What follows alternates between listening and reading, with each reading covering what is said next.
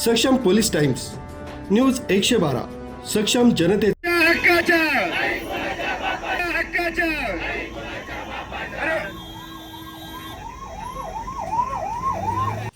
नाशिक जिल्हा सध्या एका भीषण संतापाच्या लाटेत होरपळतोय। मुंगसरे मातुरी येथे शेतकरी महिलांवर झालेल्या कथित अमानुष अत्याचारानंतर आता आंदोलनाचा रान पेटलाय। पोलीस अधिकारी घरात घुसून मारहाण करण्यासाठी आहेत का असा सवाल विचारत आज नाशिक जिल्हाधिकारी कार्यालयावर शेतकरी आणि ग्रामस्थांचा जनक्षोभ उसळला होता। 2 मे रोजी मुंगसरे मातुरी परिसरात पोलिसांच्या कारवाईच्या वेळी शेतकऱ्यांच्या घरात घुसून महिलांशी गैरवर्तन मारहाण केल्याचा गंभीर आरोप होत आहे। त्र्यंबकेश्वर इगतपुरी प्रांताधिकारी पवन दत्ता यांच्यावर या प्रकरणी गंभीर आरोप करण्यात आले। या घटनेने संपूर्ण जिल्ह्यात संताप व्यक्त केला जातोय।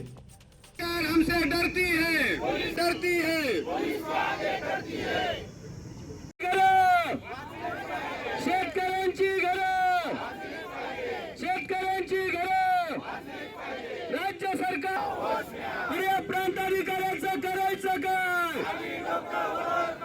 करायचं काय?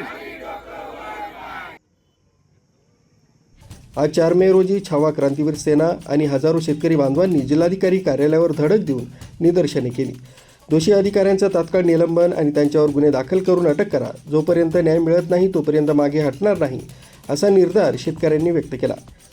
शेतकरी हा जगाचा पोशिंदा आहे, तो तुमचा गुलाम नाही। जर प्रशासकीय अधिकारी शेतकऱ्यांच्या घरात घुसून माता भगिनींवर हात उचलणार असतील तर आम्ही गप्प बसणार नाही। या अधिकाऱ्यांचा तात्काळ निलंबन झालं पाहिजे, अन्यथा संपूर्ण नाशिक जिल्हा जाम करू असा इशारा यावेळी छावा क्रांतीवीर सेनेचे करण गायकर यांनी दिलाय।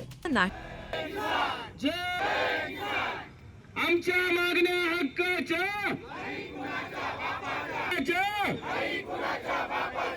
प्रांताधिकारी निलंबन। एकीकडे आंदोलकांचा आक्रमक पवित्रा आणि दुसरीकडे प्रशासकीय पातळीवर होत असलेली हालचाल यामुळे वातावरण कमालीचं तणावपूर्ण झालं आहे। महिलांच्या सन्मानासाठी संपूर्ण शेतकरी समाज एकवटलाय। दोषींवर कारवाई होणार की शेतकऱ्यांचा हा आक्रोश आणखी तीव्र होणार याकडे संपूर्ण नाशिक जिल्ह्याचं लक्ष लागलंय। न्यूज ब्युरो सक्षम पोलीस टाइम्स न्यूज 112 नाशिक।